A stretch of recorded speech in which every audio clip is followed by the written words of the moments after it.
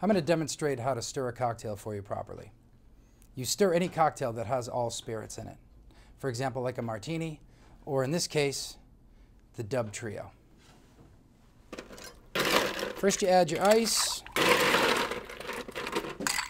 and you're going to need a bar spoon. And what you want to do is you want to place the bar spoon between these two fingers. You want to put it down the side of the glass on the outside of the ice, and you want to have the back side of the spoon hitting the inside of the glass.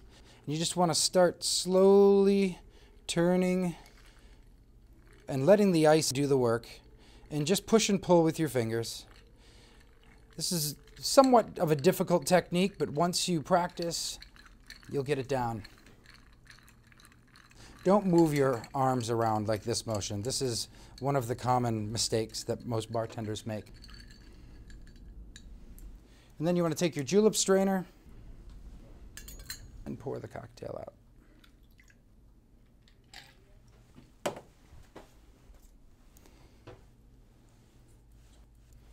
And this is how you stir a cocktail.